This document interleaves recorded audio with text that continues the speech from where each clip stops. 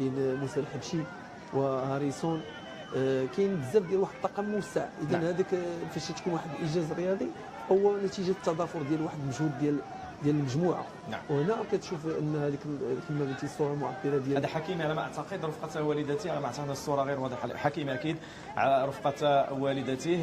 دائما نحن بمتابعه مباشره من قلب مطار سلا الرباط، الطائرة التي حلت منذ لحظات حملة عناصر المنتخب الوطني والطاقم الإداري وأيضا الطاقم الطبي والتقني رفقة عائلات اللاعبين وعائلة اللاعبين كما قلت للمنتخب الوطني.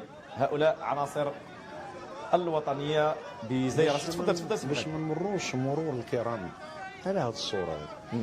راه بعض المنتخبات كانوا كيديو لهم الزوجات ديالهم يشوفوهم طومبارمون بور لو ليان سوسيو افيكتيف بسيكولوجي. كنعرفوا بان الضغط كبير. اول مره كنشوفوا ماشي غير جاو الوالدات طلعوا عليهم ولا جلسوا معاهم في لي زوطيل، انهم جاو معاهم في الطياره الخاصه. فهذا شعور باش يردوا لهاد الوالدات، رضاو ودعاو ويعاونوا وليداتهم وحفزوهم. واحد ملي كيكون حنا كنا صغار ملي كتشوف باك ولا ما كتبغي تلعب وكتصر، فهاد الوليدات هاد الوالدات لعبوا واحد الدور كبير.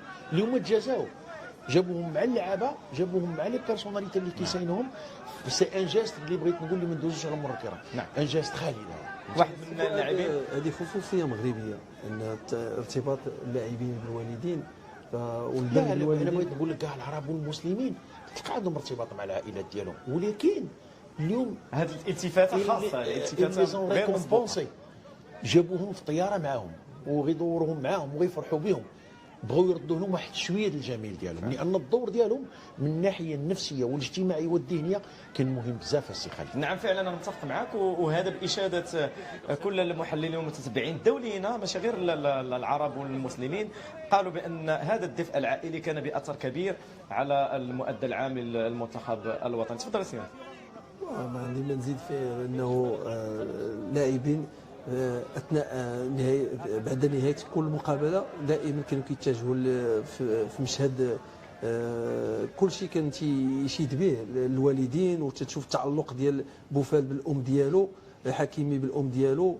اذا هذه خصوصيه مغربيه. نعم. اللي عطات واحد. هذه هي الحافله التي سوف تقل المنتخب الوطني المغربي عبر شوارع الرباط، التي من المنتظر ان تجوب مجموعه من النقاط، وسوف نكون بعين على هذا المسار مباشرة. كما قلت في البداية القناة الأولى وظفت، أو الشركة الوطنية للإذاعة والتلفزة وظفت كامل الإمكانيات التقنية والإعلامية من أجل نقل هذا الحدث والاحتفال بهذه الملحمة الرياضية الكبيرة التي سوف تبقى في تاريخ كرة القدم الوطنية. جماهير أكيد كثيرة تنتظر على طول هذا المسار، تنتظر عناصر المنتخب الوطني من أجل إلقاء التحية والامتنان لعناصر المنتخب الوطني. فؤاد، أنا اليوم جاي من الدار البيضاء، وحسنت يونس باش أنت جاي من الرباط، أنا فؤاد جاي من قنيطرة اليوم، جاي من الدار البيضاء يعني من العاصمة الاقتصادية. كنت غادي نجي في السيارة، من بعد بدلت الرأي ديالي أن على طول طريق السيارات قادمة من مدينة الدار البيضاء في اتجاه العاصمة الرباط من أجل مباشرة من قلب العاصمة الرباط ساحة البريد. ساحة البريد بمدينة الرباط. شوف الجماهير تنتظر، ان شاء الله. راه هذه الجماهير، انا نزلت من محطة القطار كاينة منذ الساعات الأولى من الصباح، وما زالت غتنتظر، وربما غادي تتابع المنتخب الوطني وغتبقى تحتفل. غتبقى محتفله اكيد، ماشي محتفله عليهم، غتبقى محتفله ليه اسابيع. ربما انا كنقول لكم منور 10 سنوات كيما جبدتي لي منتخب 86 غيجيو الناس اللي منور 20 30 سنه يهضروا على هذا المنتخب. لا انا واحد النقطه ذكرتيها سي فؤاد وجات لي يعني تستحق النقاش، هو ان المنتخب الوطني المغربي الانجاز اللي قام به راه لحد الساعه راه باقي ما مستوعبينوش حنايا يعني ب 100%. ما زلنا في حلم النهايه، حلم نصف النهايه، ولكن اليوم بدينا نستشعر باللغه العربيه احسن، نستشعر هذا الانجاز الكبير الذي حققه المنتخب الوطني. هذه صور مباشره كما قلت من ساحه البريد بمدينه الرباط. الجماهير الغفيره تنتظر المنتخب الوطني المغربي. تفضل السي كيفاش كتشوف فيه؟ كنشوف لان فعلا انهم محظوظين رغم انهم ضربوا مسافات وضربوا كيلومترات فغيلاقيو منتخب اللي هزنا الهامات ديالنا والرؤوس ديالنا عاليا. كاين المقاهي في الدار البيضاء وفي الرباط وفي كاع المغرب اللي خصك الماتش مع الربعه وانت خصك تجي مع 8 7 الصباح باش تاخذ البلاصه باش تلقاها. شوف الشغف فين وصل. كيسالي الماتش مع 6 ولا مع 7 والناس كتقلب 12 جوج وهي فرحانه لان الناس لا تتنفس الا كره القدم في المغرب. نعم. اكيد انهم داروا نفس المسائل مع عويطه ومع نوال المتوكل ومع بدوان ومع مجموعه ديال الابطال المغربيه والقروج، ولكن اليوم كيبينوا كاين عشق وحب خاص للمغاربه في كره القدم. نعم. سيونس الحق تعجز الكلمات عن وصف هذا اليوم التاريخي. لا، الجميل في الصور هو ان الاعلام الوطنيه يعني تغزو شوارع العاصمه الرباط. هذا الفخر، هذا حب الانتماء، هذا التقدير الكبير للمنتخب الوطني الذي يعني زكى روح الانتماء بهذا الوطن. انا اتصفح مواقع الانترنت تراني واحد روبورتاج على في مصر حول الرايه المغربيه والقميص المغربي قبل المونديال.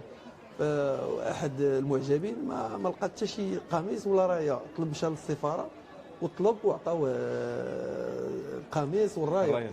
ولكن بعد الاداء الرائع ديال المنتخب الوطني جميع سميتو كما نقولوا لي برودكسيون ديال لي توني ديال المنتخب ولا تهزو القاهره. اذا الرايات المغربيه في كل مكان. الاطفال كلهم ولاو تيلبسوا القميص المغربي، المعلقين.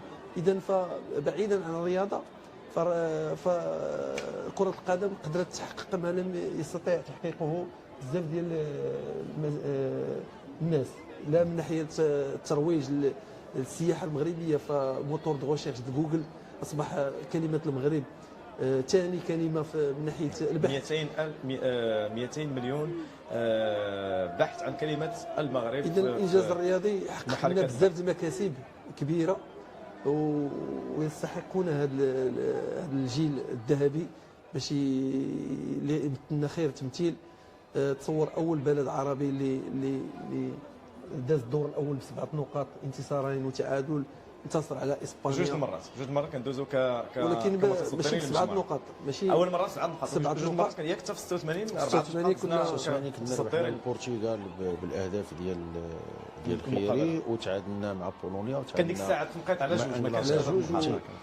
وتعادلنا مع بولونيا وانجلترا وربحنا البرتغال ونهزمنا مع المانيا. هنا شوف على مدى البصر في وسط العاصمه الرباط الجماهير المغربيه تنتظر مرور او تنتظر عبر مسار المنتخب الوطني من اجل القاء التحيه. هذه صور معبره جدا. الاطفال، الرجال، النساء، الشيوخ، الشباب، كلهم وراء منتخب وطني من أجل إلقاء التحية، من أجل الشكر، من أجل الامتنان في هذه اللحظات المعبرة شأن جميع المنتخبات الكبيرة. الفرصة تجيب أن كنشوفوا منتخبات عريقة وكبيرة لها باع طويل وكبير في كرة القدم. المنتخب الإسباني مثلا، المنتخب الإنجليزي. اليوم نحن المنتخب المغربي نحتفل ونخرج للشارع من أجل الاحتفال، في حين هذه المنتخبات يعني مرت مرور الكرام بالمونديال.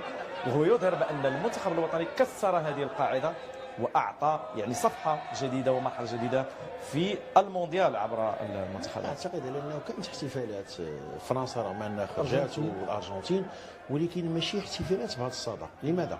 لأن غنقولوا على أن هذه المنتخبات كانت ضمن الأهداف ديالها هو الوصول لهذه المراتب. نعم. وكاين منتخبات أخرى اللي كانوا كينتظروا منها اكثر، كان البرتغال اسبانيا وانجلترا واسبانيا كانوا كينتظروا منها اكثر، في حين حنا حتى اكبر المتفائلين ملي شوف مجموعه فيها كرواتيا لعبات لا فينال في 2018 مع فرنسا وبلجيكا خدات مرتبه ثالثه واللاعبين اللي فيهم والقوه ديال المنتخب الكندي، اكبر المتفائلين اللي يقول لك كنتعادل في الماتشات الاولين وربما نربح كندا ونسالي لي ريزولطاج داروا بيناتهم فعلا. فوليتي دايز انت الاول 7 نقاط ورابح بلجيكا، من بعد غتجي مع اسبانيا غادي تلقى ان الكفه مرشحه لاسبانيا بحكم البطوله ديالها، بحكم اللاعبين ديالها، بحكم الكؤوس ديالها، بحكم كل شيء. وانا بطله غادي تربحها، غتجي عاوتاني البرتغال غادي تربحها.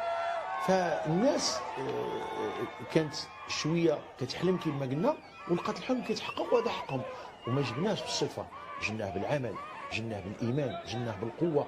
ولو كان شويه التحكيم معنا رازين كنا نحققوا اكثر من هذا الشيء فعلا. فاذا الناس جات باش تعبر على الفرحه ديالها. الحاضره بكل بعض المدارس والشركات والمؤسسات اجتهدوا باش خلال مباريات كاس العالم نهار اللي كيكون المنتخب لعب، اما كيعطيهم شي عشيه ولا كيعطيهم ان جورني ويعاودوا لهم بعد، لان عرفوا على ان الا ما عطاوهمش التلاميذ ولا الطلبه غادي يخرجوا ما يجيوش، لان المقاهي كانت عامره بالتلاميذ والتلميذات، فكاين حب وشغف منذ الصغر. وهذا شيء جميل. نعم. نتمناو الوليدات ديالنا يتبناو بالكره ولا يتبناو لنا بشي حاجه. وهذا درس من دروس الوطني، هو اللي كيبين التاثير الكبير في الصوره. حكيمي يحيي الجماهير المغربيه. قلت بان الرياضه بشكل عام هي درس من دروس التربيه على الوطني، وهو ما اتضح اليوم. يعني كنشوفوا بنيتات صغيورين ووليدات صغيورين لابسين اللباس الرسمي للمنتخب الوطني، حاملين العلم الوطني، وراه شفنا الصور في من خلال هذه الحشود الكبيره للجماهير المغربيه اللي حاملين الوليدات الصغار. دونك يعني الرياضه ارتفع السقف عاليا دابا. الجينيراسيون الجيل هذا غادي يكون باحلام اخرى ان شاء الله حلوا عينيهم على نصف نهائي كاس العالم. اذا دابا ما بقاش مجال باش نرجعوا للوراء، خصنا باش نزيدوا نستثمروا هذا الانجاز الرياضي، باش نزيدوا نطوروا المنظومه الرياضيه في المغرب، ونكثروا من المدارس ومراكز التكوين. بغيت اسمح لي قطعتك السي حيوي، ما نساوش الدور اللي لعبوا الوزارات وجلاله الملك، لان اليوم ولاو قبل كنا كنديروا باغي ننظموا شي كاس العالم كنديروا دي ماكيت، ما عندنا مركبات فعلا جميله ورائعه فيها دي تيران دي بيلوز فيها حوايج زوينين. كاينه ان اكاديمي ديال محمد السادس، كاينه انديه تصيبوا لها دي سونتر دو فورماسيون اللي ولاو كيعتنيوا بالدري من واحد السن مبكره، منها اكاديميه الجيش الملكي، فتح الرباطي. صافي انت هذا غتبرك السنيور دابا صافي.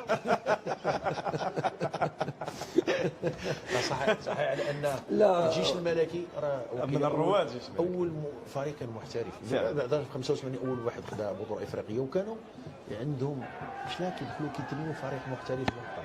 والجيش في هذه السنوات الاخيره هي وبركان والرجاء والوداد اللي مشى لهم كينجح، وهادو هما المربع اللي مشاو فيه المدربين ولعبوا فيه وداو فيه دي شامبيونات وطلعوا منه لعابه.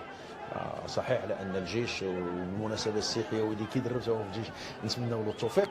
فلعبات تعطينا وليدات ولا كما الاكاديمي كما المجموعه، تعطينا وليدات يشوفوا في المنتخب، في المنتخبات الوطنيه على الحطيب باصاز. بغيت نقول لك هذه الامور ديال اللبنات الاساسيه والمركبات والاكاديميات وتطوير الفكر، لان قبل كتمشي تلعب كيقول لك دوز تقرا تبع القرايه. دابا ولاو الوالدين كيديو وليداتهم ينظموا الوقت ديال القرايه ووقت الكره، فالكل لعب دور فعال في اننا نوصلوا لهذا المستوى هذا بكل صراحه. هو الاكاديميات اول حاجه تيزاوجوا بين الرياضه والدراسه، فكاين دابا مثلا في السونتر الفورم. انا باقي نعقل، اسمح لي انا نخليك تكمل الفكره ديالك. فاش بدينا المشوار الاعلامي الرياضي كان دائما هذا هو المشكل، كنا تكلمنا على السي فؤاد مرارا وتكرارا، ان كان العائق الكبير امام الرياضيين المغاربه هو الدراسه. الان وكنا كنقولوا امتى يوصل الوقت اننا نشوفوا سبور ايتود، ديك الساعه كان هذا هو المصطلح الزائد، وكنا كنتكلموا على مدارس التكوين الغائبه والاكاديميات الغائبه. اليوم كل شيء هذا الشيء حاضر. كمل السيانس دونك غير باش التجربه ديالي كمؤثر في المركز الرياضي كنشرف على فئه اقل من 21 سنه. يعطيك الصحه. العام اللي فات راه حزنا على البطوله ديال الفيشيال. السي خالد لعب الكره عارفو قال لي خويا عمره. وقول لك واحد القضيه هذه واحد 10 سنين ما جيتش لقيته باقي هكذا ما بغى يكبر باقي. بوز ستوب. تفضل السي حيوي. المركز الرياضي كاين دابا نظام رياضه ودراسه. عندنا داخل المركز كاين جروب سكولير ايسفار، فاش ما تيقرا داخل المدرسه وداخل المؤسسه، ومن كيسالي عنده نظام ديال التزاوج التدريب دابا نتمناو هذا الشيء ينعكس ايضا على النخبه، اننا نشوفوا على ان دابا عاود لي فار ولا دير دي تشامبيونز ليغ دي كاف دي كوب غادا في الطريق غادي يجي ان شاء الله هذا الشيء، لان لي سون تران دو فير دو بون ترافاي. لان المتعارف عليه في الرياضه صناعه الان اصبحت صناعه الابطال في جميع المجالات. الا خدينا مثلا رياضه التنس، خدينا العاب القوى، خدينا مجموعه من الرياضات، في كل الرياضات بدون استثناء صناعه البطل تتطلب وقت كبير وجهد كبير. سوف نبقى مع هذا النقل المباشر من مطار سلا الرباط. عناصر المنتخب الوطني المغربي سوف أو تستقل الآن الحافلة المكشوفة من أجل بداية مسار الاحتفال بهذا المنتخب الوطني. سوف نبقى مع هذه الصور وهذه الأصوات المتعالية تحيي وترك بصمته بحروف من ذهب بمسار المنتخب الوطني المغربي. الكل اعتبره بالمؤثر الكبير على اللعبة في مونديال قطر بطريقة لاعبين. أكيد أننا نتكلم على وليد الركراكي وهو الآن يستعد للصعود إلى الحافلة المكشوفة. وليد يعني اليوم هو صورة مصغرة يعني الإطار الوطني المغربي ومدى قدرته على يعني اخذ الصعاب. انا نعتقد كبريات وليد الركراكي كما قلت لك بحكم اننا جازنا واحد الابرو لمده 4 سنوات، كانوا كاع المدربين الافارقه متواجدين فقربنا وعرفنا وليد الركراكي. وليد الركراكي اولا صحيح انه لعب كره في فرنسا ولا بحث في الاسبان، ولكن كان محظوظ في المغرب وكيرجع الخير اللي داروا مع المغرب، لان النهار اللي جا المغرب دخل ليكيب ناسيونال مع رشيد طوسي ما كانوش عنده لي ديبلوم، ما عندوش فروق. المغرب احتضنوا وتكون مع رشيد طوسي ومع الطاقم التقني. ما ننساوش عندنا رشيد طوسي خدا كوب دافريك ديال لي جون، خدا ليكيب ناسيونال، دار بزاف ديال لي ريزولطا، فتكون معهم هو بن محمود. ومن بعد مشى للفتح ايضا اللي كمل فيها التكوين ديالو في فريق اللي ما فيش واحد الضغط كثير، انتقال للدخيل الوداد فخد تجربه هنايا في المغرب وخذا الابرو وعطاتو ليكيب ناسيونال، ولكن كان اهل لها لانه استطاع بالتواصل ديالو بالعمل ديالو بالجديات ديالو بلو بروغري اللي دار في واحد الواجز على انه يكون مدرب عالمي، واستطاع يحقق في شهرين مستفد من بعض الانجازات باش يوصلنا لهذا المستوى. والان وليد اللي مطالب بمجموعه من المنتخبات الكبيره متشبت انه يكمل المغرب وكل مع من الوداد راه جاو عروض فعلا تشبت انه يرد طريف المغرب في الانجاز هذو. وانا كنعتقد على ان كل مستقبل امام وليد الركراكي، وهي فرصه الاطار الوطني المغربي اللي اليوم كنشوفوا الدقيق، كنشوفوا وليد الركراكي، كنشوفوا مجموعه من الاطر الوطنيه تتالق. نعم، وحنا كنشوفوا الصور ديال وليد الركراكي وهذا العناق الكبير اللي كان مع اللاعبين، يعني حتى ان يعني اللاعبين راجعين من قطر مده رحله 8 ساعات تقريبا، يعني راه تشوفوا في الطريق. ولكن في هذه اللحظه تابعنا عناق من اللاعبين ومع وليد الركراكي ربما جاي من هذا التاثر وهذا الحب الكبير اللي بادلوه المغاربه سيونس معايا ياك، هذا الحب الكبير اللي كيشوفوه من المغاربه كما قلنا بانه يزكي الروح الوطنيه، يزكي روح الالتفاف بهذا الوطن. وتقدير دابا عاد تيعرفوا بحجم والقيمه اللي الانجاز اللي داروا، ملي كيشوفوا شعب باكمله جا يستقبلوا عاد تيعرفوا انهم راه داروا شي حاجه زوينه. دابا بعد اي انجاز غادي تجي الحصيله كلها ايجابيه فعلا.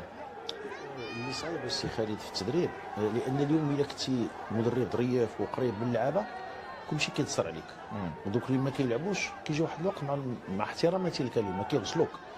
ولا كنتي قوي ما حد النتائج معاك راك مزيان، ضروري ما كتجيش النتائج كلشي كيتقلب. سنقطعك السي فؤاد ونرجع للفكره ديالك. في هذه الاثناء تغادر حافله المنتخب الوطني كما قلنا الحافله المكشوفه لتجوب شوارع مدينه سلا والرباط على صيحات الجماهير. سير سوف اترككم مع هذه اللحظات ثم نعم.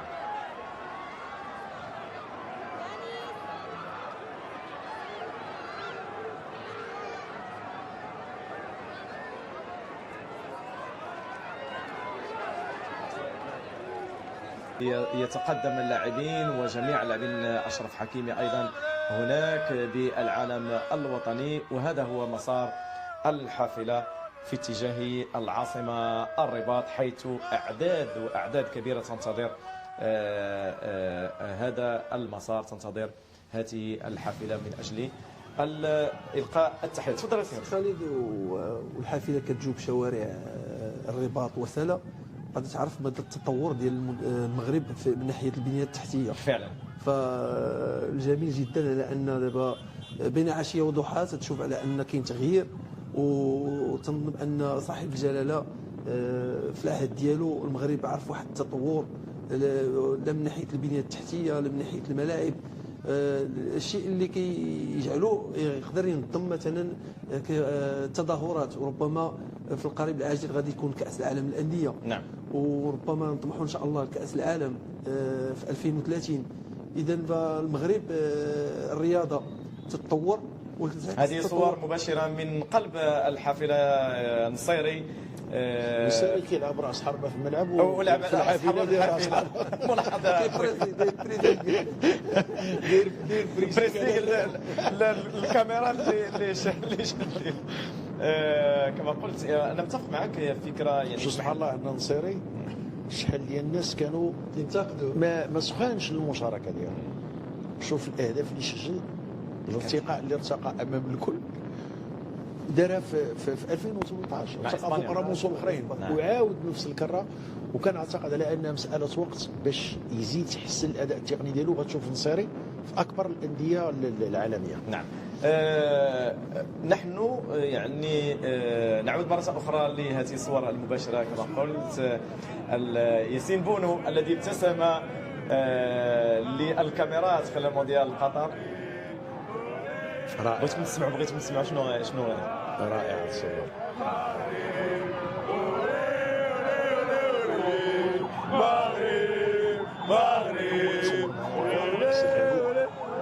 باش الحارس المغربي يدي جائزه زامورا في اسبانيا قدام كورتوا وقدام الحارس الاتلتيكو. هذا الانجاز داروها الزكي دار كابيتان باش دير كابيتان في اسبانيا. كيعطيوها للعابه ديال الفرق ديالهم باش ديرها في ليكيب ناسيونال، ديرها في الوداد. وملي تمشي لمايوركا ديرها خص تكون سميتك زكي كان احسن حارس افريقي. ولكن اليوم بونو جانا خير خلفي لخير سلف. بونو ما شاء الله كل المستقبل الامامي ديالو السن ديال 91 مازال ايضا يمشي بعيد هذا الوليد. نعم. وكان له الفضل اننا نوصلوا لهذه المراتب. شوف شحال ديال الجماهير تنتظر. لاحظ هذه الحشود الكبيره التي تحيي المنتخب الوطني المغربي. نبقى مع هذه الاجواء، نتابعوا الاجواء سيوس ومن بعد غادي نرجعوا نكملوا النقاش.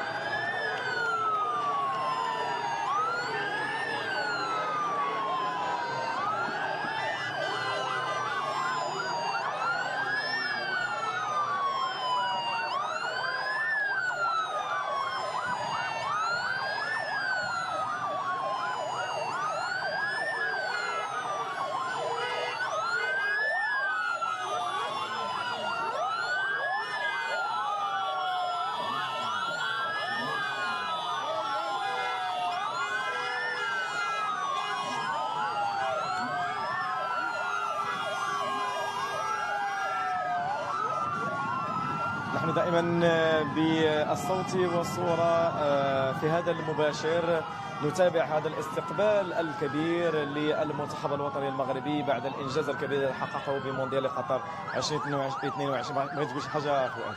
تفضل. الصورة ديال رجال الشرطة والدرك والقوات المساعدة كيجريو بخطوات قوية وبإيقاع جيد حتى هما مستعدين لكأس العالم وفرحانين فعلا. فهنيئا لنا بهذا الامن الحمد لله اللي كاين. فكره بسرعه هو ان الاطار عز الدين الكبير اكد لي على ان وليد الركراكي كان خضع هنايا وتكون باش خدروه في المنتخب. نعم. وخذا الابرو ديالو كانت بس للتوضيح حق وليد الركراكي. مرحبا بالتوضيح ديالك سي فؤاد. هذه الصور غادي تبقى للتاريخ. اليوم هذه الصور سوف كما قلت في البدايه سوف نشاهدها مرارا وتكرارا على مدى سنوات طويله اعترافا.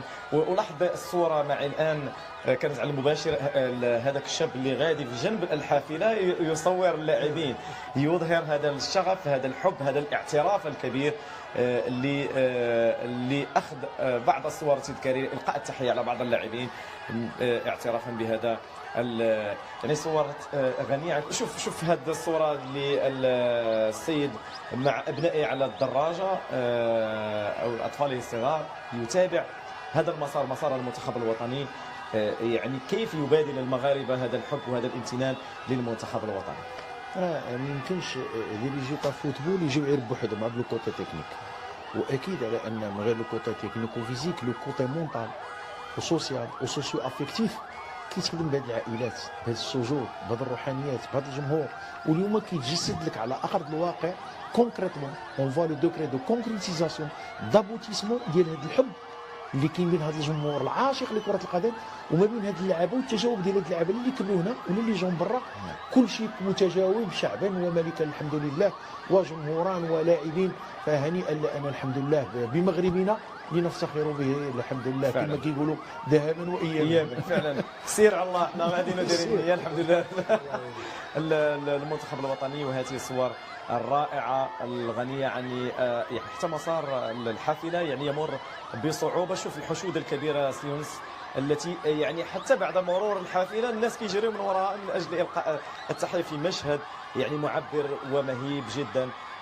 نفتخر بهذا البلد ونفتخر بالانتماء لهذا البلد. رجال الحراك والامن والقوات المساعده اللي مأمنين هذه الرحله ديال المنتخب الى قصر الملكي. كنشوفوا غير في امريكا اللاتينيه فتناهم كنا كنشوفوها في امريكا فتنا امريكا اللاتينيه والجنوبيه. التجربه المغربيه هادشي ما كاينش والله ما كاينش يعني اول مره نتابع مثل هذه. تفضل سي يونس تفضل. هذه تجربه مغربيه فريده من نوعها، التحام الشعب كل مجند استقبال هذه الابطال من اعلى قياده في هرم الدوله صاحب الجلاله الملك محمد السادس نصره الله. الشعب كل شيء خارج فرحان بالنظام والانتظام. اذا هذا منظر غادي يتابعوه جميع القنوات العربيه والعالميه وغادي تكون مفخره لنا. السي خليل شي حوايج الدولي اول مره كتشوفهم. شفنا لي اول مره اللاعبين كلهم كاع الثقافات ديالهم وهذا كيجيو كلهم كيشجروا لا من يربحوا لا من يخسروا. نعم. شفنا اللعابه كيفاش مع الوالدين ديالهم والوالدات ديالهم كيبوسوا لهم الرؤوس ديالهم وفرحانين بهم كيفاش جاوا معاهم.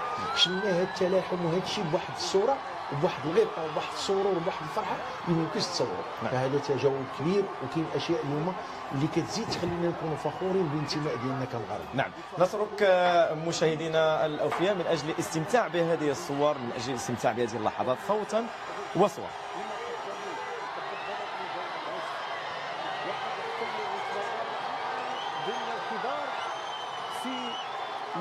مسابقة كونية اللي هي كأس العالم. هذا حفل رائع تلقائي نتابع فيه ما يقوم به الأمنيون وما يقوم به المنظمون وما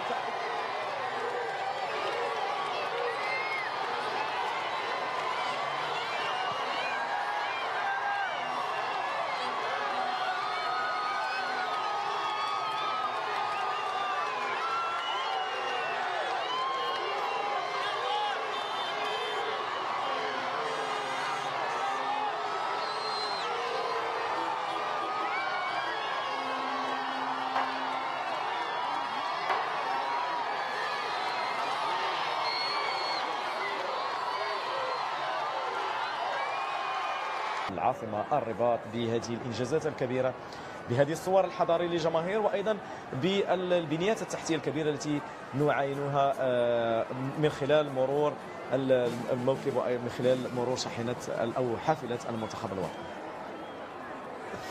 حركة السير فقط توقفت، ولكن نحن نجوب الشوارع كنشوفوا على أنها تزينت بالألوان الحمراء والخضراء، وكتشوف أن كما نقولوا الطراجي ديال الترام، وأن مدينة الرباط وسهلة ولات تربطها هذاك التراموي، وهو من اللي كيحافظ على البيئة، وكما كيقولوا كيقل من لي زيميسيون سي او 2.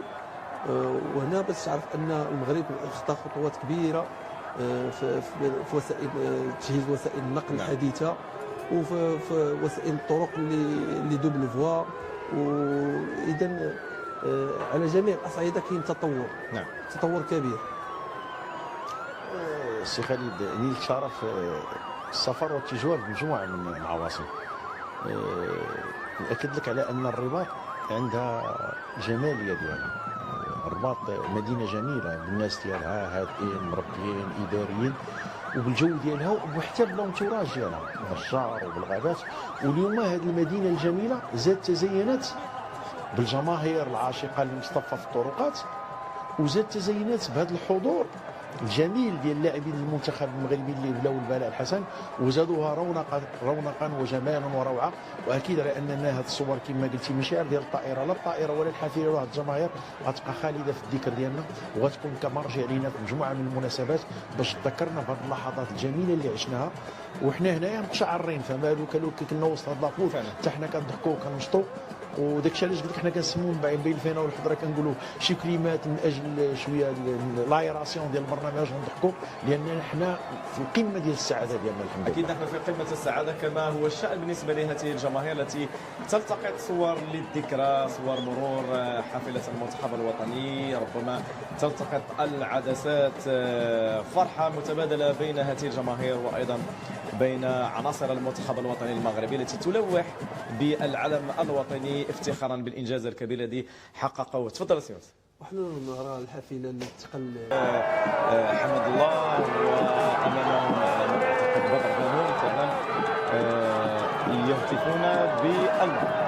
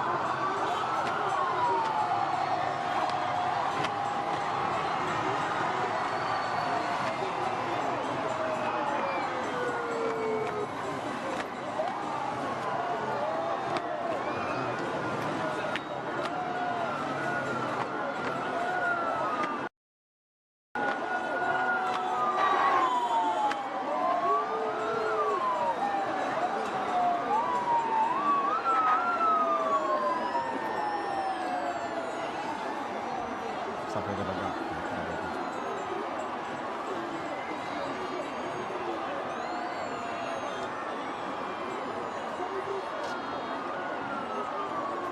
الاحتفالات بالشهب الاصطناعية وأيضا التي تؤرخ لهذه اللحظة وتظهر مدى ارتباط كل المغاربة بالمنتخب الوطني ومدى اعتزازهم وفخرهم بالمسار الذي رسموا عليه بمونديال قطر بشهادة وإشادة جميع المتتبعين الدوليين والعالميين بالوصول إلى دور نصف النهاية كأول إنجاز عربي وإفريقي يصعب تجاوزه في واحدة من أكبر المحافل الدولية بطولة العالم.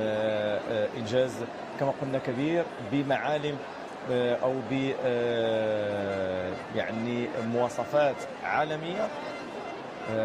الكل شارك في هذا الإنجاز، لكن التكوين كان له النصيب الأكبر من خلال الأكاديميات التي يعني أعطت الشيء الكثير وساعدت في هذا الإنجاز الكبير، ولعل الأبرز أكاديمية محمد السادس لكرة القدم.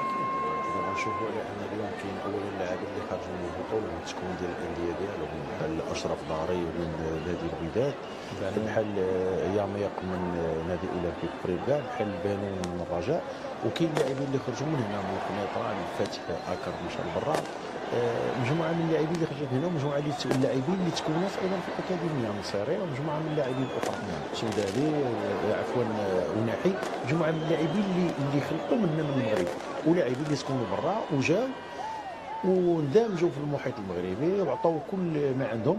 اللي بغيت نشرو هو الاجواء. تصور دوزنا واحد الاسبوع ديال كما قال السي حميد الامطار الخير اللي انتظرناها المغاربه فريق الصبر، واليوم جا واحد النهير مشمش اللي وصل فيه المنتخب المغربي، كانت الشمام مشرقه زويونه، والعشيه شنا لو كوشي سولاي والاضواء والشهب الناريه، وبان عندك منظر اخر بالاضواء وداك الشيء، فمناظر جميله شفناها ما بين مدينه السلام وما بين الرباط، وساعدنا حتى احوال الطقس. نتمنوا على ان ربي يكمل لنا هذه الفرحه بالخير وان شاء الله بالمستقبل المنتخب المغربي اللي عنده شيء اخر جميل. نعم كما قال السكاوي هو اننا عندنا مجموعه من اللاعبين اللي مازال يقدروا يلعبوا جوج ديال لي كوب دي موند، يلعبوا دو تروا كوب دافريك كما دار نصيري، لعب تروا كوب دافريك دو كوب دي موند ومازال يزيد الثالثه والرابعه. نتمنى على ان الله نمشيو في هذا الخط ان شاء الله المستقيم باطار مغربي وبأطقم تقنيه وطبيه على راسها الهيفتي مثلا كطاقم طبي، وليد الركراكي، كاين بن محمود اللي قريب من اللاعبين، كاين امزين اللي قريب من اللاعبين، فالكل شحن باش يكون عمل ديال المجموعه وتعطى هذه النتائج اللي خلات ان اللعابه يزيدوا يقربوا لشعبهم ويقربوا لملكهم، فهنيئا لنا بهذه النتائج. نعم، ونتابع هذه الصور المباشره والحيه دائما من قلب العاصمه الرباط. سيونس اكيد من كما قلنا يعني من خلال تغطيتنا لهذا الحدث 3 شهر كامل، المنتخب الوطني لقي الاشاده، الاطار الوطني لقي الاشاده، اللاعبين، وايضا كان الحديث يعني احنا نعلم يعني القوه وايضا دور أكاديمية محمد السادس، لكن هذا الإشعاع الدولي اللي خداته يعني اكتشفه حتى النقاد والمحللين الدوليين، وتابعنا هذا عبر قنوات عالمية. صناعة اللاعب كما يقولوا ماشي بين عشية وضحى، فهو مشروع ديال 10 سنوات. فأكاديمية محمد السادس النور في 2009، وكانت انذاك المدير التقني نصر الله قالت لي دابا كيشتغل مدير تقني في المنتخب السعودي، تعاقد مع عده مدربين كبار وتقريبا واحد تكوين اكاديمي ذات رؤيه مستقبليه. تقريبا لاعبين تيلعبوا واحد الدوريات الدوليه اللي شاكرين اكاديميه محمد السادس تقدم الدوريات الدوليه وكيمشيو يلعبوا في افريقيا. صدقوا باش اللي دابا كنشوفوا الاكاديميه يعني شفت نفس اللقطه يعني كيتدربوا عليها اللاعبين في الاكاديميه، يعني بالبالون يعني بالكره اللي كتضرب بواحد الحبل باش يدير كل مره يحطم الريكور ديالو ولا الرقم القياسي ديالو في الارتقاء. النصيري داز من الاكاديميه وشفنا نفس التطبيق يعني وقع في المباراه ديال المنتخب الوطني مع منتخب البرتغال. ياك البرتغال يعني كيبان بان هذه المبادئ ولا هاد الاساسيات البينالتي والبرتغال ربحنا بالهدف ديال النصير. دونك شفنا هاد يعني هاد التطبيقات ولا هاد المبادئ اللي اتخذت انا تطبقات في المباراه. هذا عمل ديال سنوات ان مثلا باش ديفلوبي ان جوور خاص ديفلوبي سور لي 5 بيلي سوا فيزيك ولا تكنيك وتاكتيك اي بسيشيك اي سوسيال. دونك من ناحيه مثلا الا بغينا نطوروا اللاعب من الناحيه البدنيه كاين الناحيه مثلا لونديرونس ولا فورس ولا فيتاس ولا سوبليس، هادو كلهم عوامل اللي كيبداو تقريبا كاين فيهم لاج دور وتطرعي اللي فيها مراحل التطور ديال السن ديال اللاعب. ان مثلا كتوصل لواحد لاج صافي ما تبقاش كديفلوبا كتولي هي لو مانتيان ديال لي زاكي. تقريبا مثلا اللاعب اللي تيكون سريع راه تيكون سريع في واحد لاج وتيبقى خصو يتطور خصو مازال. دونك شوف انا شي اكاديميه محمد السادس اللي انا مشيتي لها غادي يعجبوك بزاف ديال الحوايج، من ملاعب من تغذيه من مدارس لاعطاء مالي قيصر. غنشوفوا حتى العام اللي كان دار لارياض واحد الوقت تما لما جاب المطيرين. صحيح ان في الاول تعطلت شويه النتائج، ولكن هاد اللعابه لي موان 12 لي موان 14 موان 16 موان 18 وصلوا وحدين منهم للمنتخبات الوطنيه. والان اللي كيشوف السونتر ديال المعموره كينبهر، لان جاو لاعبين من برا شافوا السونتر ديال المعموره فيه دي زوطيل 5 اطوال، فيه دي تيران اكسترا اوردينير، فيه دي بيسين اللي بغيتي تلقاها في سونتر الممر. انا غنبقى معك في نفس الاطار سي فؤاد، هو ان المعالم او البوادر لهذه نقولوا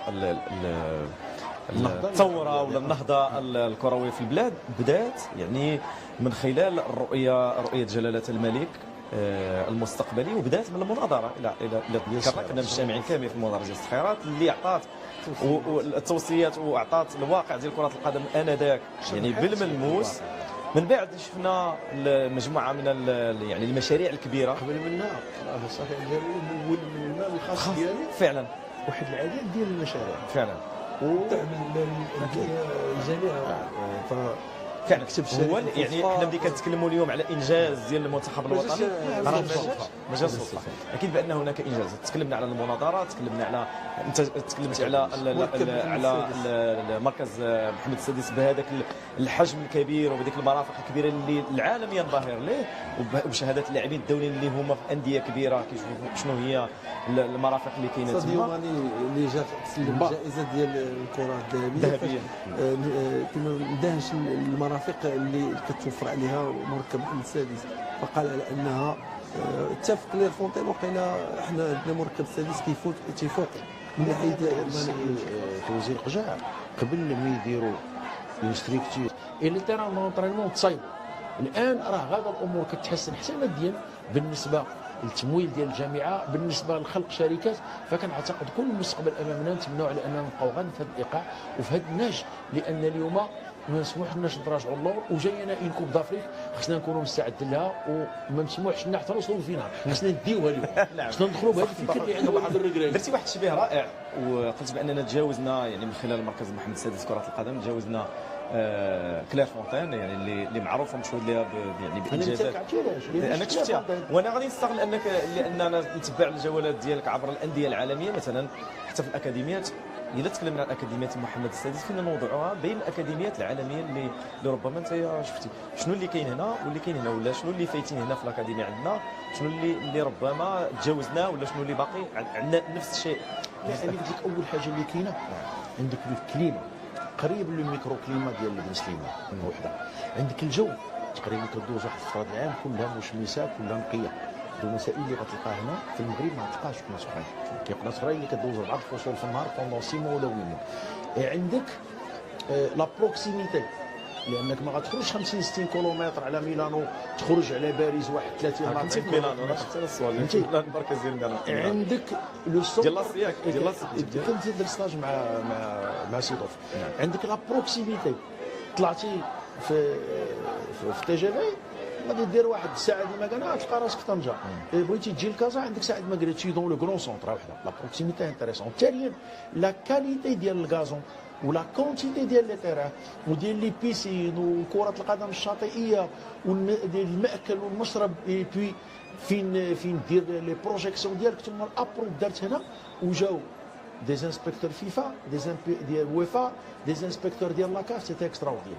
لكن هضرت لك عاود على كليفونتين ديال 97 ربما اليوم تغيرت مجموعه من الامور، لان في ذاك الوقت عاود كان كل واحد عنده شومبر ديالو، عنده لي كوستيم ديالو، عنده لي طاي ديالو. ولكن المغرب كنعتقد على انه دار ان سونتر اللي فيه معايير دوليه، وحنا الحمد لله غاديين في الطريق ان شاء الله الصحيح. اليوم ملي كتشوف المركبات اللي كاينه في مراكش راك بحال لعب في شي دار، ما كاين لا رحله والو، داير داك الشيء كتلعب امور اكسترا اوردينير. طنجه اللي كانت فيه ديك الفتحات السداس باش ما بقاش يدخل الريح، وملاعب اخرى هي كتشيد كتصايب، وملاعب اخرى جايه هي كتصايب عاود في الحسيمه وفي تطوان. كنعتقد احنا على اننا بالنسبه لطرق السياره والملاعب وهذه المسائل غادي الحمد لله بايقاع جيد، والقادم باذن الله افضل. نعم. إضافة إلى الصالح الرياضي الهام اللي هضرنا عليه هو أكاديمية محمد السادس فالجامعة الملكية المغربية لكرة القدم دارت واحد أكاديمية ديال جهوية دابا راه في الصعيدية، دابا بروشينمون غتكون في الشتي ولا السونتر اللي كاين في بركان، راك بحال السونتر في اسوان دابا بركان كاين 3 سونتر. كاين الملعب بلدي فيه اللي بغيتي دي فيستيار باش دير جاكوزي، باش دير لي بان دو كلاس. غتمشي عاوتاني للمركز ديالهم ديال التكوين، والاكاديميه كلهم عامرين بالتيران. كاين مدينه عامره بالتيران. غتمشي للسعيديه غتلقى مدينه سياحيه ممتازه على القرب. فهذا الشيء اللي كاين اليوم في بركان ولات الفتح عندها اكاديميه، الجيش عندها اكاديميه، الرجاء كثير اكاديمي ديالها. المستقبل كله جاي ان شاء الله الا بغى في التكوين، لان كل ما توسعت القاعده وخلقنا لاعبين اللي عندهم جوده عاليه غادي نغديو المنتخبات الوطنيه، والمنتخبات الوطنيه غادي نقدروا يكون عندنا فريق منتخب وطني اول في المستوى. اذا فدابا الحصيله ديال هذا كاس العالم فالدول اللي انهزمت لا اسبانيا لا البرتغال شحال غادي يديروا واحد المناظره ويعرفوا علاش انهم تاخروا، وغادي كل اونترينور على حسب ولكن علاش شكون اللي كيتحكم فيها السي فؤاد؟ هو لا كاليتي الجوار، لان لو سيستيم دو جو في اون فونكسيون دو كاليتي الجوار. دابا حنا عندنا الطبيعه ديال اللاعب المغربي ديال لادفيرسير ديال الفكر ديال المدرب وديال النادي. بحال دابا برشلونه اليوم كتلعب 4-3-3 كاع الفئات، وكيجيبوا ال 4 هنا وال غوش هنا وانا بون سونتر هنا. كل بلج دوطر كيجيو كيقول لك انا غنلعب 4-4-2 غنلعب ديك الفرقه لعب 3-5-2، كيجيبوا له اللاعب اللي بغا. ما هما عندهم ثقافه، ولكن لا دونك على حساب كنقول لك الثقافه ديال النادي وديال اللعابه اللي عندك وديال اللعابه اللي بغيت تلعب معاهم وديال الريزولطا اللي بغيتي. مي انا كنهنئ مره اخرى وليد الركريكي لان نعرف ان كيب اللي دخلات مويان كيفاش صايب ان جروب، كيفاش يمشي، كيفاش يوقف حلقه الفراقي. وهاد ليكيب اللي كانت مويان اسي بون كبرات ولات اكسلونت، ولات غادا ديمي فينال وراهقه بزاف ديال الفراقي وعاطيه اسماء اللي هما كاين عليهم الكلام كثير في انديه كبيره. ودابا لا طونطونس اللي كاينه في الفوتبول موديرن ان في المقابله كتقدر تلعب ب4 ديال لي سيستيم دو جو. كتقدر تبدا في ال 20 دقيقه الاولى بالبلوك هو وتلعب واحد السيستيم عاوتاني في لا زون كرياسيون تدير الكرياسيون ا3. دابا ملي كتشوف دي شون مره يلعب 4-3-3، واحد الوقيته تيلعب 4-2، واحد الوقيته كيلعب 3-5-2. يعني كاينين هنا دي شيما تاكتيك اللي كيداروا اون فونكسيون ديال لادفيرسير اون فونكسيون ديال لي كاليتي دو جوور. سي سورتو دي زانيماسيون كيكون سيستيم دو باز بحال المغرب ان سيستيم دو باز هو 4-3-3. ومني كيشدوا الكره راه زاد حكيم داك ما بقاوش قواعد 3 ديفونسور لور ولاو 4 القدام وثلاثه كيولي 3-4-3 او حكيمي كيوصل حتى لاطا كيوليو 3-3-4. ملي كتضيع الكره كيجيو لي زيري كيوليو 4-5-1. عاد كاين لي سبلي تاكتيك كما قلتي، واش نبريسيو هنا واش نبريسيو هنا واش بلوك ميديون ولا لا. مي لي زانيماسيون اللي فارده نعم. سوف نواصل الحديث عن هذه المعطيات التقنيه. اكيد بان هذا يعني المطلب جميع التقنيين. سي خالد اليوم تبعتي الكارفين ما مشى وعجبوك الجمهور وعجباتك انا كنجروك كنعاود نرجعكم انا للاجواء. اكيد بان فقط لتذكير نحن دائما في هذه التغطيه المباشره اشير بان المنتخب الوطني المغربي سوف يحظى باستقبال ملكي سامٍ واحتفاء وتقديرا بهذا الانجاز التاريخي العظيم، وذلك بالقصر الملكي العامر بالرباط. وسوف نواصل هذه المتابعه المباشره يعني حتى هذه الساعات. الجماهير المغربيه المتواجده الان بالعاصمه الرباط لم تغادر مكانها وتواصل الاحتفالات. ذكرتني بالاحتفال نهار اللي دزنا للدور الاول، ونهار اللي ربحنا اسبانيا، ونهار اللي ربحنا البرتغال، حتى النهار اللي خرجنا من دور النصف نفس الاجواء تقريبا، وقلت بان في البدايه بان حنا يلا سوف نستشعر وسوف نعود لهذيك الفرحه اللي جزناها في اكثر. اليوم كاين استقبال خاص، كاين تجمهر خاص.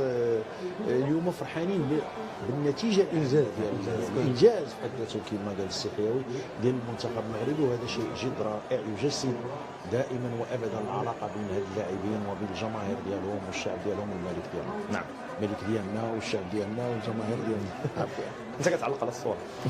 انا فرحان في الحلقه دابا اللي جينا نرجعوا للوراء قبل المونديال اللي فاش طحنا في هذيك المجموعه الموت ان مع التغيير ديال المدرب تيقولوا على ان مثلا المدرب شاب، ودابا كما نقولوا اللي تعطات اهميه مثلا سكالوني حتى هو من خلف السوق كان هي في واحد المرحله انتقاليه، ولكن شوف سكالوني شنو قدر يدير حتى المنتخبات الافريقيه كلها مشات بمدربين ديال وطنيين. سكالوني دابا تنهضروا على جبت المثال ديال سكالوني هو الوليد الكراكي ديالنا. اعتقد لان مساله انك الاطار توجد له المنظومه فين يخدم، توجد له المسائل ديما في هذا النطاق السي فؤاد. اكيد باننا تكلمنا على التكوين ودور التكوين والمسار اللي خدا المغرب في تكوين وصناعه الابطال، وتطرقنا لهذا باستفاضه كبيره.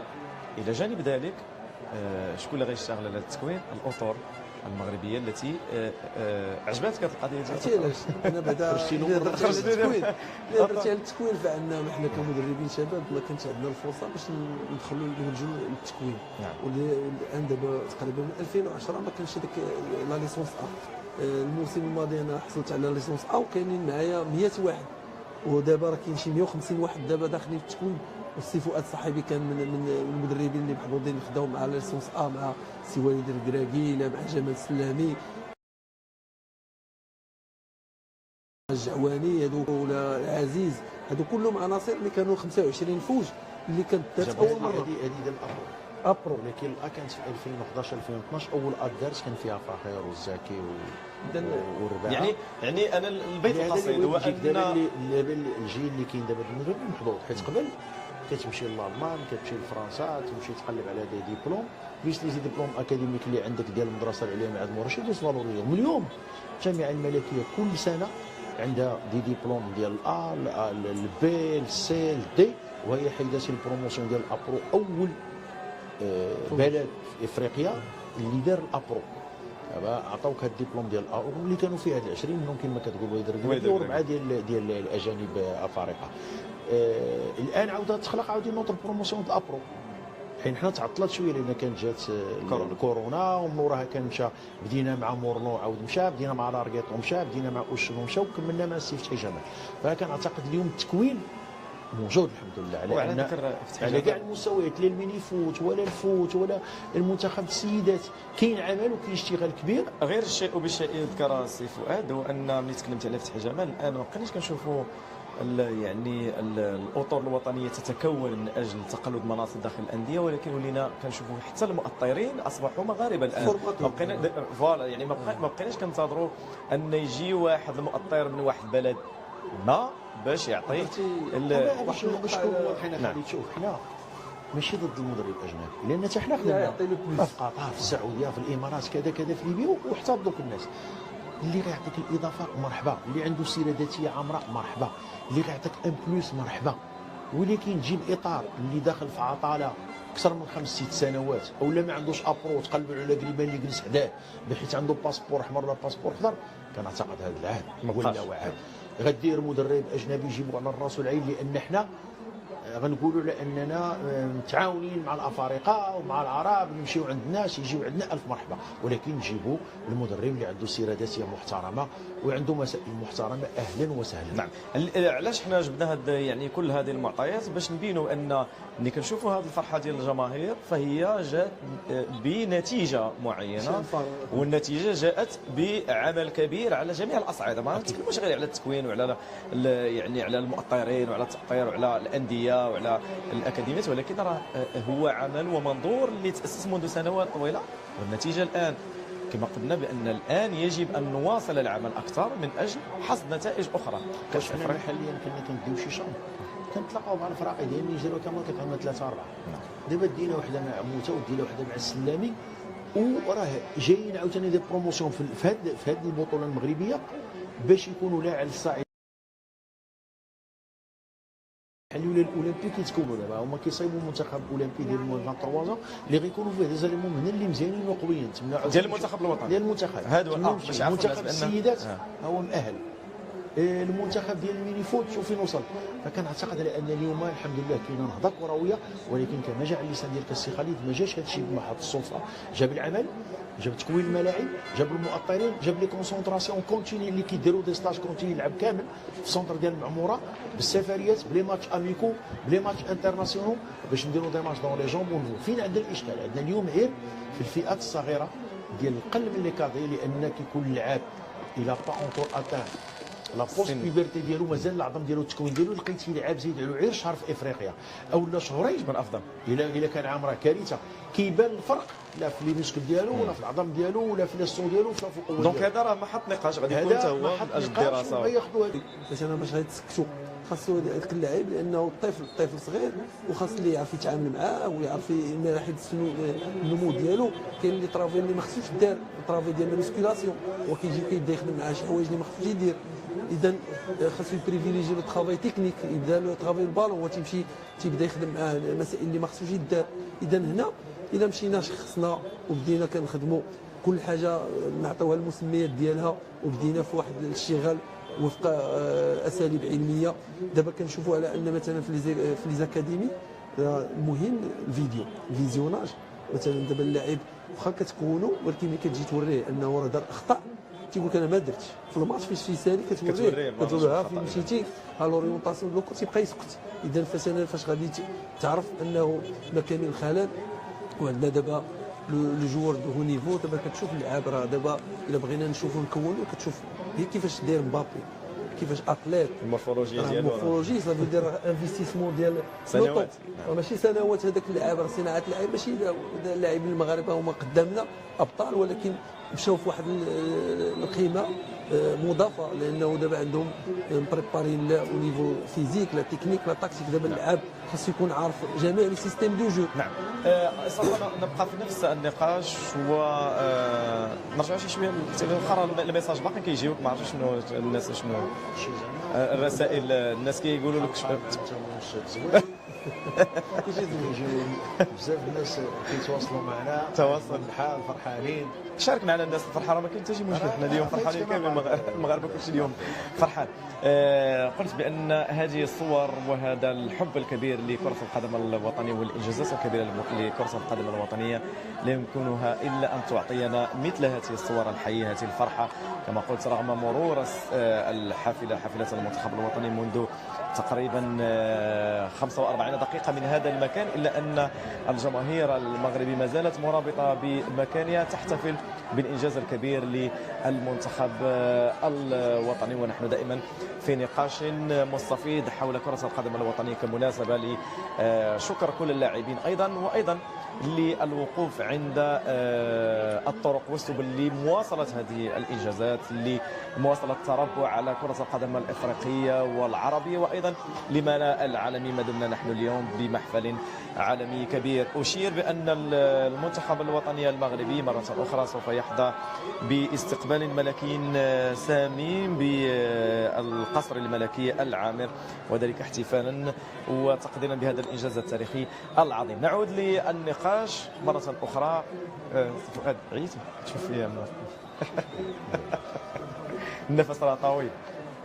اليوم بان بان خارطة كرة القدم المغربية يعني من خلال المسار ديالها لسنوات كبيرة شفنا في مكسيكو في الوجوه ديال الساكنه ديال المدينه، وكنتمناو هذه الفرحه تكون بدايه للمزيد من الالقاب ان شاء الله والمزيد من العطاء. نفس السؤال نطرحه هذه المره على العنصر النسوي. العنصر النسوي، شنو هو الاحساس ديالك باستقبالكم اليوم لعناصر المنتخب الوطني اللي مروا من هنا اليوم؟ الشعب المغربي كامل فرحان بهذا الشيء اللي وصل ليه المغرب، والشعب السلاوي والرباطي حتى هو فرحان واستقبلناهم استقبال حار وحنا فرحانين بهم بهذا الشيء اللي وصلوا ليه، وحنا ديما معاهم وديروا النيه وديما مغرب. اذا خالد كما تشاهد الكل هنا في مدينه سلا فخور بالعناصر الوطنيه، احاسيس قويه نتوجه بالسؤال لأحد المواطنين أيضا، شنو هو الإحساس ديالك اليوم وما مدى الفرحة ديالك اليوم برؤية عناصر المنتخب الوطني اليوم اللي مروا من هنايا بعد الأداء الكبير اللي داروا في قطر؟ فرحة لا تنصف بالنسبة للمنتخب الوطني. كنشكروا المنتخب كامل بصفة عامة، وكنشكروا جلالة الملك الرياضي الأول لكرة القدم، وتنتمناو المزيد المنتخب قدام باغيين كاس افريقيا. نعم خالد، فرحة كبيرة إذن وفخر كبير بأسود الأطلس، والكل يبني النفس بأن تستمر هذه الأفراح في هذا العرس الكروي العالمي. مشاركة مشرفة هي نتاج عمل دؤوب سطرته إرادة ملكية سامية، حيث ارتأى بعد نظر جلالة الملك محمد السادس نصره الله قبل أعوام خلت تبني سياسة ملاعب القرب كنواة لاحتضان مواهب الأحياء ومنحها فرص التأهيل والتكوين عن قرب، تكوين تستكمل لبناته داخل أكاديمية محمد السادس لكرة القدم التي شارك من خريجيها 4 أبطال النخبة الوطنية التي خاضت غمار مونديال قطر 2022. يوسف نصيري، نايف أكرد، عز الدين أناحي، وأحمد رضا التقناوتي، واللائحة مفتوحة لأسماء أخرى. فأكاديمية محمد السادس لكرة القدم بكل تأكيد خزان للمواهب تم بناؤها وتجهيزها بتعليمات ملكية سامية وفق المعايير الدولية. هي كما جاء في الرسالة الملكية التي وجهها جلالة الملك حفظه الله إلى المناظرة الدولية التي نظمتها بسخيرات الجامعة الملكية المغربية لكرة القدم والاتحاد الإفريقي لكرة القدم سنة 2017. لن يتأتى بلوغها، يقول جلالة الملك في الرسالة الملكية، إلا بترسيخ الحكامة الجيدة للهياكل التسييرية وتحسين جودة التكوين وتطوير البنيات التحتية وتوفير متطلبات ولوج عالم الاحتراف وتعزيز آليات تسويق المنتوج الكروي الإفريقي وإيجاد التوازن بين تطوير كرة النخبة والكرة الجماهيرية. نقطف اليوم إحدى ثمار السياسة الرشيدة والحكيمة لجلالة الملك حفظه الله والرؤية الملكية السديدة للرياضة ببلادنا. فالإنجازات التاريخية لأسود الأطلس بمونديال قطر ليست وليدة الصدفة، بل هي ثمرة عمل دؤوب واستراتيجية متوسطة وبعيدة المدى وضع أسسها جلالة الملك حفظه الله لتطوير الرياضة وكرة القدم ببلادنا.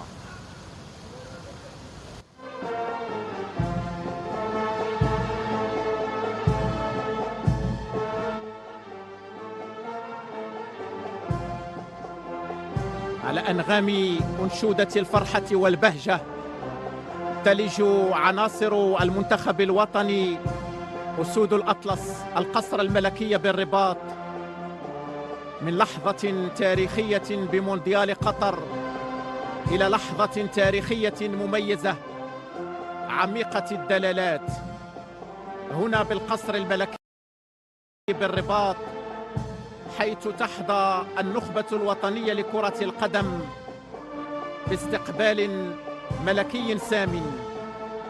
فالإنجاز الذي شهد عليه القاصي والداني مفخرة وطن وأمة وقارة، إنجاز تاريخي غير مسبوق حققه المنتخب الوطني لكرة القدم في منافسات كأس العالم بقطر 2022 ببلوغه المربع الذهبي وحيازته المرتبة الرابعة للبطولة العالمية كأول فريق عربي وإفريقي يحقق هذا الإنجاز التاريخي الملحمي في تاريخ منافسات كأس العالم.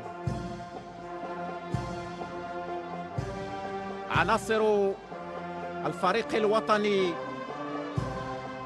وأمهاتهم بالقصر الملكي بالرباط في إشارة دالة غنية بالرموز الإنسانية النبيلة، مفخرة وطن وأمة وقارة، وإنجاز تاريخي ألهب مشاعر ملايين الجماهير الشغوفة عبر العالم.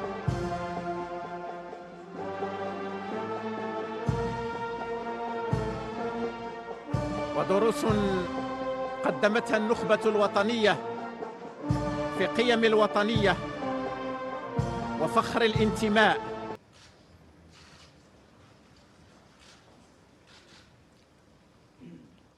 الناخب الوطني السيد وليد الركراكي.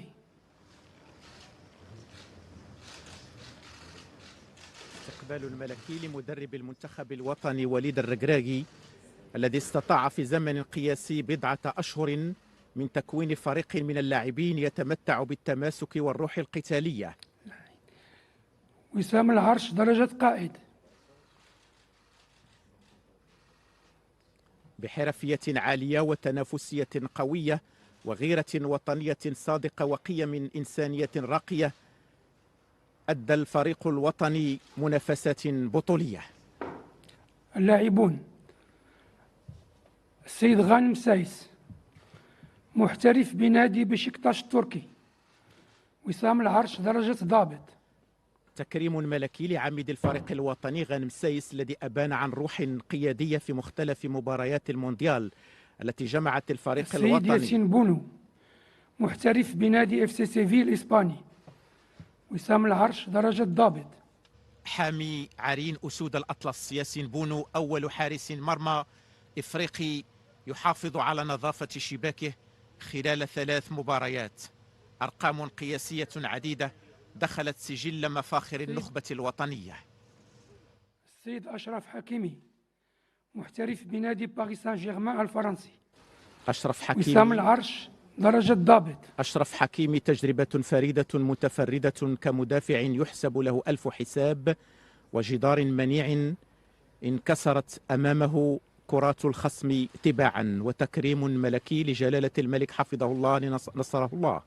السيد نصير المزراوي محترف بنادي بايرن ميونخ الألماني. وسام العرش درجة ضابط. نصير مزراوي ذراع آخر من أذرع دفاع المنتخب الوطني الذين عزفوا على أرضية ملاعب قطر سيمفونية مجد كرة القدم المغربية. السيد سفيان أمرابط محترف بنادي فيورنتينا الإيطالي.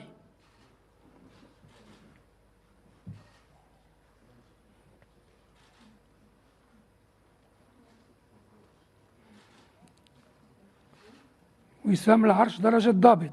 وسط الميدان سفيان مرابط وواسطة عقد المنتخب الوطني النفيس بكل عناصره المتسمة بالاحترافية العالية والتنافسية القوية، كان حاضرا بقوة في المقابلات ال7 لأسود الأطلس. السيد نايف أقرد محترف من نادي ويست هام الإنجليزي، خريج أكاديمية محمد السادس لكرة القدم. وسام العرش درجة ضابط. المدافع نايف أقرد هو ورفاقه من أجل الوطن هانت الإصابات وحشدت الهمم، فرفع العلم الوطني عاليا تهون في سبيله كل المحن. محترف بنادي تشيلسي الإنجليزي.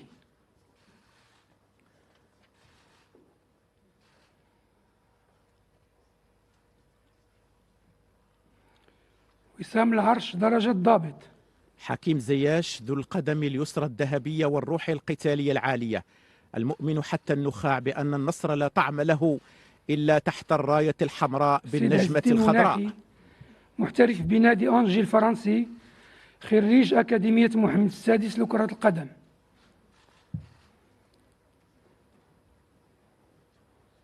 وسام العرش درجة ضابط. عز الدين ناحية الضوء الساطع في كل اتجاهات الملعب وثمرة من ثمار أكاديمية محمد السادس لكرة القدم. سيد عبد الرزاق حمد الله محترف بنادي اتحاد جدة السعودي.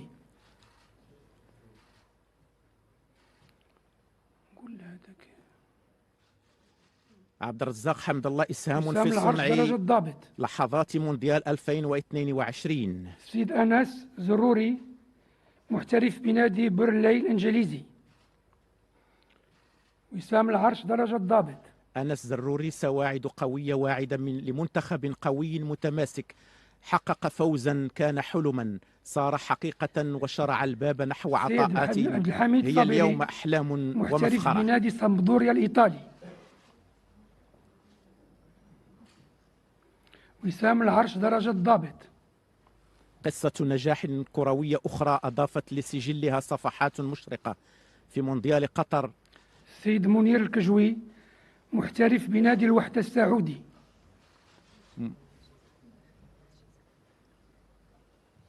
وسام العرش درجة الضابط. منير الكجوي شباك مرمى ملعب تمامة ستظل شاهدة على بلائه الحسن في مباراة المغرب ضد بلجيكا. محترف بنادي كوينز بارك رانجرز الإنجليزي. وسام العرش درجة الضابط. إلياس الشاعر نصف نهائي كأس العالم كان حلما، واللعب من أجل الوطن هو الفرصة لتقديم محترف الأفضل. بنادي تولوز الفرنسي.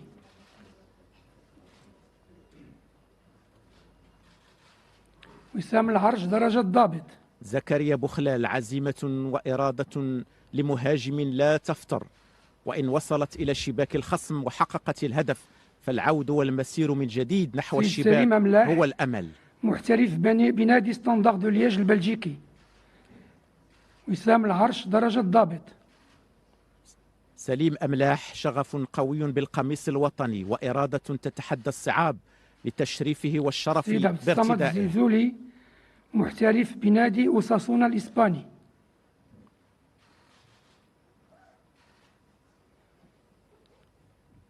وسام العرش درجة الضابط. عبد الصمد الزلزولي إذا كان للطموح مرادف فالزلزولي الشاب مرادفه، ويكاد اسمه يوازي فعله في الملاعب. محترف بنادي أنجي الفرنسي. وسام العرش درجة الضابط. سفيان بوفال لن ينسى العالم رقصة بوفال رفقة والدته بعد الفوز على منتخب البرتغال، وهي ليست رقصة فرح بفوز كروي فقط. محترف بنادي الريال بياضوليد الإسباني، بل هي عنوان قيم إنسانية نبيلة. جواد اليميق. وسام العرش درجة الضابط. المدافع الشرس، جود وعطاء بلا حدود على أرضية الملعب. أسد متشرب بروح القتالية. سيد محترف بنادي اف سي سيفيل الإسباني، خريج أكاديمية محمد السادس لكرة القدم. وسام العرش درجة الضابط. يوسف نصيري من تربى على أرض أكاديمية محمد السادس لكرة القدم لن يرضى إلا بالنصر. سيد أشرف داري محترف بنادي ستاد بغيستوا الفرنسي. وسام العرش درجة الضابط.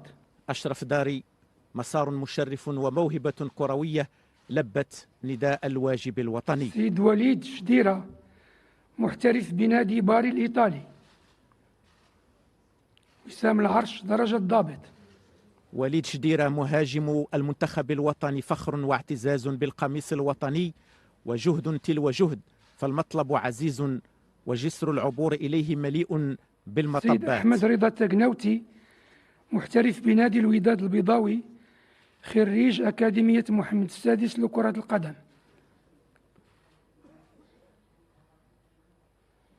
وسام العرش درجة الضابط. أحمد رضا التقناوتي حارس بمؤهلات عالية، فالأرضية التي أنبتته هي أرضية أكاديمية محمد السادس لكرة القدم. محترف بنادي جانك البلجيكي.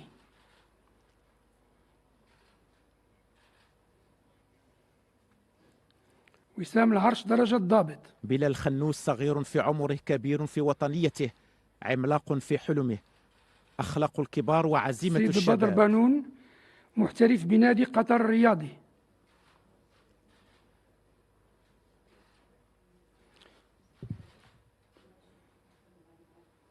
وسام العرش درجة الضابط.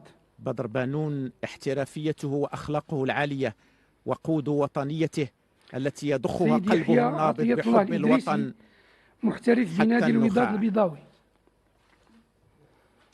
وسام العرش من درجة ضابط.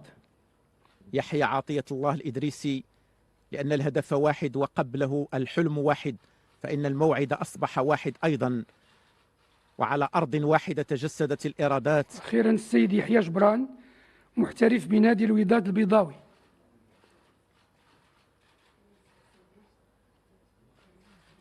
وسام العرش درجة ضابط. يحيى جبران من كل المشارب الكروية تشربوا، والتحمت الخبرة بالخبرة، وزادت الإرادة الكتيبة قوة، فالتألق أبدا لم يكن صدفة، هو عمل شاق ومسار طويل، لكن بنفس الإصرار والتحدي تحقق ما كان يبدو مستحيلا. شيد وصورة للتاريخ، تاريخ مجيد حافل بالبطولات، إنجاز تاريخي عظيم حققته النخبة الوطنية خلال نهائيات كأس العالم بقطر 2022. مسار متألق أبهر العالم، وأرقام قياسية دخلت السجل الذهبي لكرة القدم المغربية، ولن تكتمل صورة الفرح والاعتزاز هاته إلا بأمهات أنجبن رجالا أسودا حرص جلالة الملك حفظه الله على إشراكهن في هذه الملحمة الوطنية والصورة التذكارية، عربون اعتراف لما بذلنه في تربيتهم على الأخلاق العالية والإنسانية قبل الأخلاق الرياضية الكروية.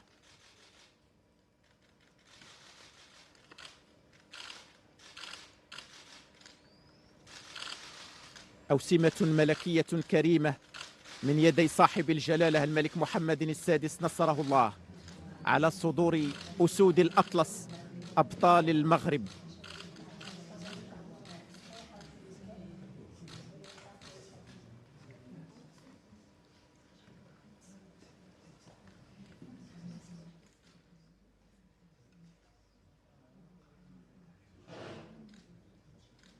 كرة القدم الوطنية قالت كلمتها في مونديال قطر 2022. العالم بكامله رأى وعشق المواهب المغربية، أسود الأطلس التي حاربت بندية أقوى وأعتى الفرق. لحظة للتاريخ يقدم خلالها أسود الأطلس إلى صاحب الجلالة الملك محمد السادس نصره الله تذكارا تعبيرا منهم عن المحبة اللامشروطة والوفاء الدائم للعرش العلوي المجيد، والامتنان للرعاية والعناية الملكية السامية التي أحاط بها جلالة الملك حفظه الله أسود الأطلس طيلة منافسات كأس العالم بقطر 2022. هو امتنان وشكر للعناية الملكية الدائمة التي يشمل بها جلالة الملك حفظه الله الرياضة والرياضيين، والتي أثمرت سياسة رشيدة رفعت من شأن الرياضة الوطنية عاليا، وحققت بفضلها مكاسب وإنجازات للتاريخ تشكل مفخرة أجيال وأجيال. هي عناية يوليها جلالة الملك حفظه الله لكافة المجالات والميادين، حرصا من جلالته على ضمان التقدم والتطور الشامل والعيش الكريم لكافة المواطنين، وضمان الصورة المشرفة اللائقة بمغرب التاريخ، مغرب الأمجاد والإنجازات العظيمة.